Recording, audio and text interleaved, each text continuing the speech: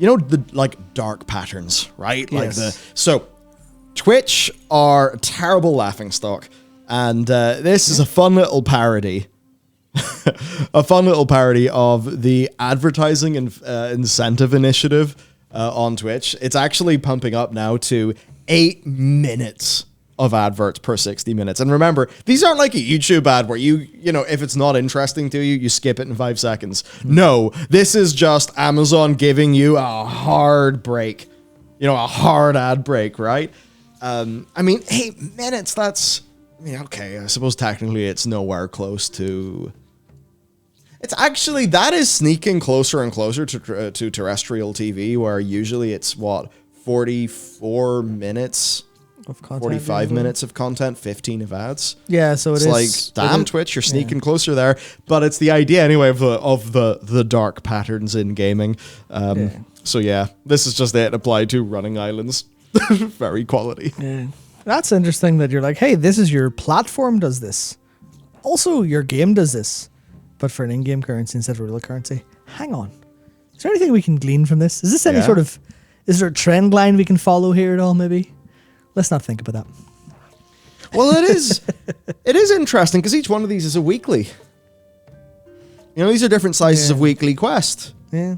Right? And you then think, okay, well, we kind of look at this at Twitch and we think, well, this is all getting a bit weird for motivations. I mean, obviously with Twitch, I'd say the main problem there is they're literally just saying, hey, if you want a 55-45 revenue split, hit the incentives.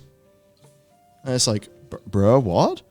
On YouTube, we get a split of what we generate, no matter what.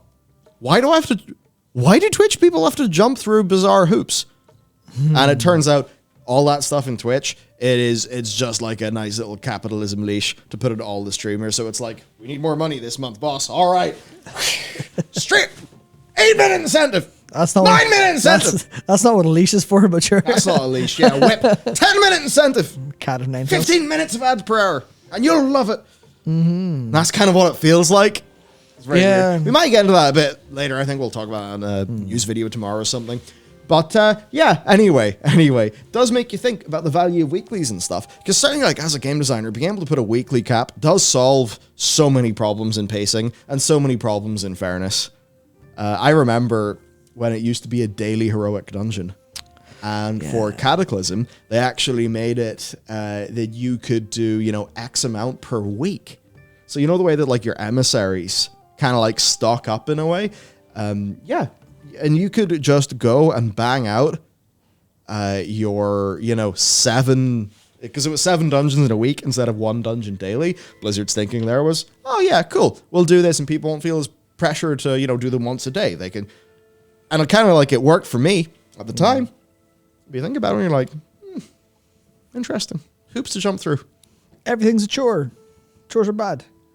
It's a pretty like hardcore take for me to just go everything's a chore. Chores are bad. Yeah, but it is very much like that's how I've personally begun to feel overall. As soon as something's like, here's your daily, I'm like, go fuck yourself, game. It's not exactly fair. It's definitely like an overly aggressive approach that comes, but that's like the kind of almost like an elastic band, where it's like if you pull something so far back, the amount of force going the other way will be like that. Yeah. So that's very much how I kind of feel. That's why I partially love how bad Overwatch 2's progression and monetization is. Yeah, we were talking about this earlier for a news video. Yeah, it is in fact so bad that I don't think about it at all, and I just play the game, and I have a hell of a lot of fun playing the game. Because the rewards are so bad, I don't care. So, like, the downsides of that game as a product versus it as a game, they, like, don't even apply to me anymore. Which, it is a bit weird, right? There is a bit of are you going to take the red pill, break the conditioning, or do you want to stay in the Matrix and do your dailies? Yeah. But it's a funny thing, you know, if all the games trying to get attention. Not that we would necessarily blame developers for some of this, because you do have a degree of... You know, when do you just say, right, well, hate the game, not the player? I don't mean that literally. That's maybe not the easiest. It's hate the player, not the game. Is the thing you go for. Well, here but it's then just hate like... the game is, but then the terms game and player differently. So the point here, though, is like the dailies and the weeklies and all of that. Like, Yeah. it's interesting how that was set up in TBC and why. And then as we sort of carry these things through to a lot of modern games, it is a bit tricky because if one game sat down and said, like, okay, we're going to structure our rewards in a very seasonal way, we're going to use, we're just going to try to be as like long-term motivational as possible. Hell yeah. And then another game is going to come in and be like, weekly rewards though, daily rewards though, bing bing wahoo. And then it's like, oh, okay. In terms of raw power, they brought a bigger gun to this fight, which means that the developer who, tries to be all good will just get sort of trampled over. It's a little bit, as we've talked about, like arena shooters struggling. Mm-hmm. And it's a little bit how, you'd always have those like throwback games like, oh, these are back to the good old days. And then it kind of turns out, right, so your hypothesis is that things were better back then. And you're going to make, some incredible game that's all the pros of today's games, all the pros of yesterday's games, with none of the cons of yesterday's games, and none of the cons of today's games. And then it's like, well, why do people just, why do those kind of like revival projects just always just kind of fall off? It's like, oh, it turns out the dark patterns work. Yeah, it's all video games is an arms race of dark patterns a lot of the time. Yeah. It's just, can you implement them in a way that feels okay and isn't too... There's a line to ride before people start to notice them, I think. And I think some of this is that... even in, older World of Warcraft, virtual work, ownership, almost the IKEA effect being applied to your own character. That's why people think like, oh my God, look at this mount I was able to get for my classic character, way back in the day in Classic where it's like, holy shit, you have that? You're hot shit. Wow. And, to all of us, that's like, really big, kind of like long-term incredible goal. But, nowadays it's like it's a radically different pacing being applied. In games. And I suppose, how do you do that right so that players still have like a degree of virtual work that they want to do that feels motivating and satisfying, but you're not leaning so far in that direction that it ends up, becoming like, maybe there's like a psychological horseshoe.